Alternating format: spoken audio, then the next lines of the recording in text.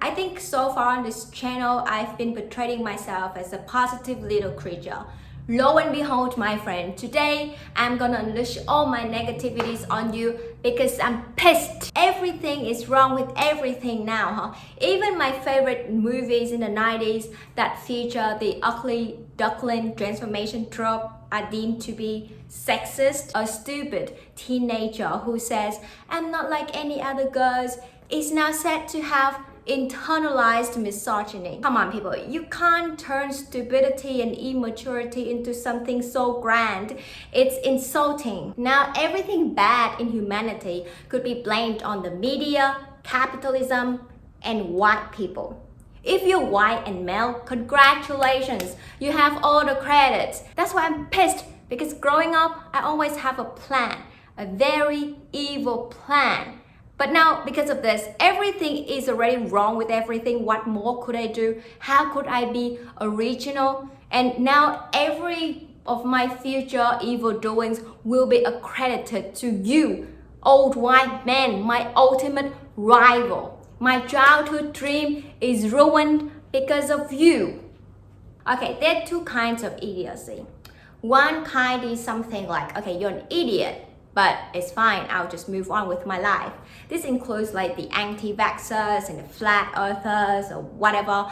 The other kind of idiocy is something like, okay, you are an idiot and you get on my nerves. This kind to me often includes those people who hold the moral high ground and point their fingers at everything but themselves. And for some mysterious reason, my social media is filled with these people. It's been like this for a while and now it has to stop. I get it, okay? There's so many things that suck in this world and it's all because of the patriarchy and Jeff Bezos is taking all our money and going to space. I get it, now just get out of my face already. Jesus Christ, I'm not even religious. You know, I've spent years curating my social media account so that I could live in my blissfully ignorant bubble of being a domestic goddess who is not at all bothered with all these nuisance. But the freaking YouTube algorithm doesn't leave me alone with my stupid cat videos. It's pushed me and now I'm emotionally invested. For today only, my friends. Don't worry, I may be a bit swayed to the other side, but after this video, I'll go back to my own bubble again. Don't make me wrong. I have no problem with people who have lived long enough to be qualified to claim that the world is getting worse and humanity is declining. I respect their perspectives. I specifically have problem with young people who live in the first world countries claiming that the world is on fire and everything is getting worse and people are living under an oppressive system. Excuse me. Where on earth have you lived again? How long have you lived to have such audacity, huh? I seriously think that I should exercise my social media, to be honest. It was the final straw for me when I checked out Bo Burnham's new show on Netflix called Inside. And it freaking repeats the same thing. You know, I had been so excited when I saw the trailer a couple of weeks ago and I couldn't even get past 30 minutes into the show. If you adore the show because it speaks to you, I'm glad. I think if my social media hadn't been so bombarded with this kind of stuff, I would have enjoyed Bo's show more. Look, if you're in a dire circumstance and everything hasn't been going well for you, I have no position to speak to you. This video may not be for you, but if you're someone who, even though your life is technically fine, can't brush off the feeling that humanity is full of evil people running the system, then I would recommend these 3 books, which I must say have the greatest impact on me in 2021. And I hope that after reading them, you would have some more perspective and feel better about the world. Are these 3 books really strictly relevant to what I just said in the first half of this video? I don't know, we'll see. The first one I want to recommend is Beyond Good and Evil and On the Genealogy of Morals by Nietzsche.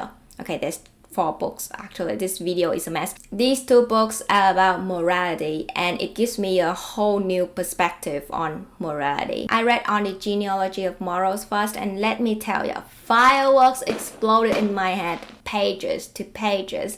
And then I moved on to Beyond Good and Evil. You know they're good books when you could feel that they breathe their experience into your soul. Okay, now I remember why I wanted to recommend these two books. You know, most of the time you can tell someone who criticizes you because they really care about you from someone who criticizes you because they only want to make themselves feel better, right? And you can tell distinction intuitively, I don't know, based on the context, based on the relationship between you and that person, and based on how they communicated with you. And I think most of us could tell between the people who criticize things because they actually care, and the people who criticize things because they just want themselves to feel better. All my votes are for the former because they are the ones that improve things. I have problem with the latter.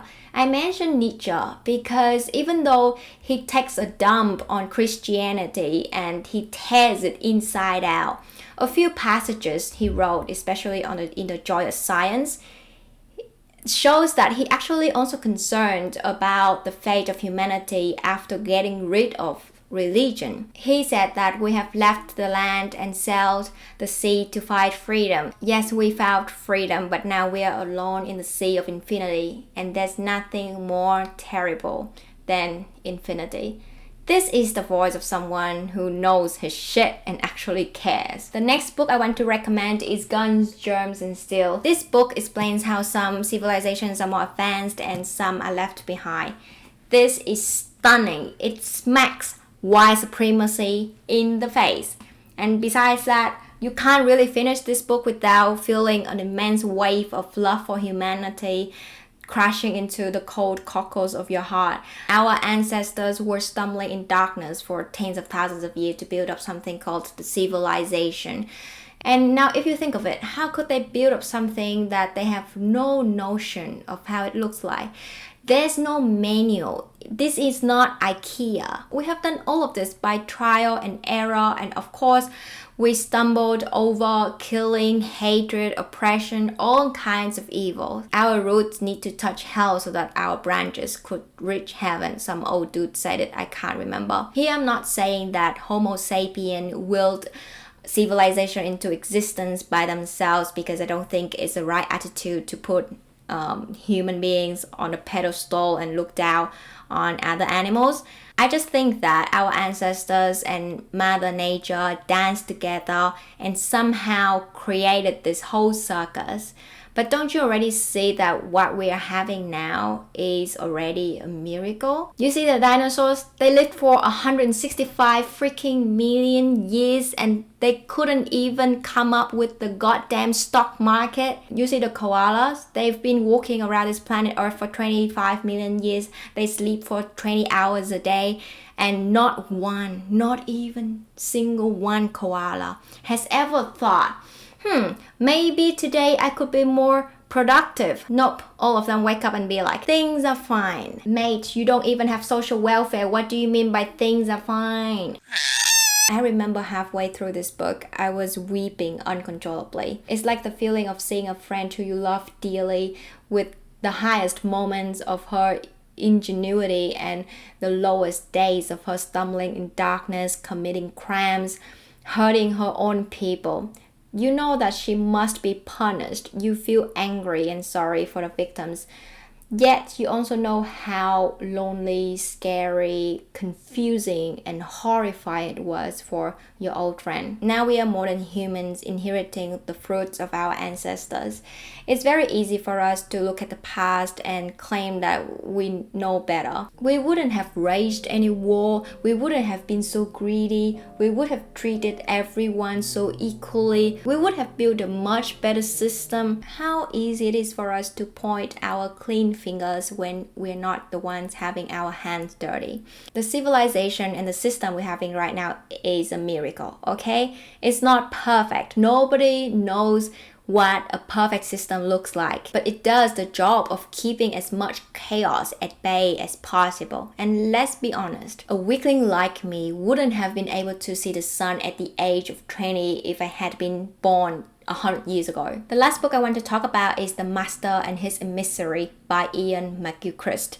This book is about how the asymmetry of left and right hemisphere influences the ways we perceive the world. Basically, our two hemispheres have two conflicting interests serving two conflicting purposes, and sometimes one hemisphere dominates the other. The interesting thing about this book is that not stopping at the individual level, McGilchrist took a step further. He brushed through the course of human history to demonstrate how the collective dominance of either hemisphere reflects on the changes in art, culture, and philosophy from the ancient time, the Renaissance, the Enlightenment, to all the way to modernity. At the end of the book, he also raised his concern about how our modern and postmodern societies are overwhelmingly influenced by the left hemispherical way of seeing things. Sometimes we kind of forget that we are still in bondage to our biological body, and this book is a good reminder that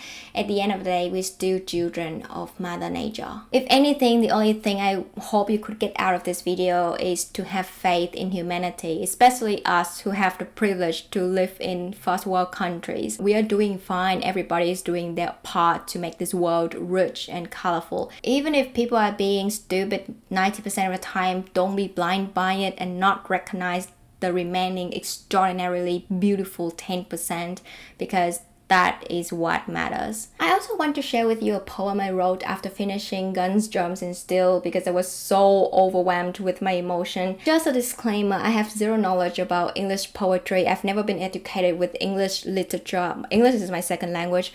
I was just dabbing in the dark, but it's fine, you can roast me, I don't mind. Here it goes. You asked me what I live for. I live for the sound of rumbling rain, nonchalant on my window opaque, a gentle wake, clock whispers 2 a.m.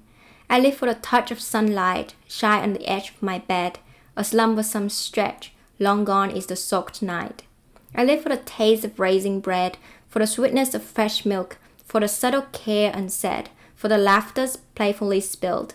I live for the sob of heartbreak, for the despair of unrealized dreams, for the day shines a silver lining between the cracks. My ego drops on its knees, my brittle soul's redeemed. For my species carrying the ache of half matter, half spirit, clumsily walked out from God's embrace, though it never finds itself heroic, breathing on a feeble flame, it marches into space. I live collecting the scattered marbles of my finite days, so when I reunite with my old friend Death, boundless night under the moonlight with a pot of tea in a shed, I'll show him how I live the time I'm away.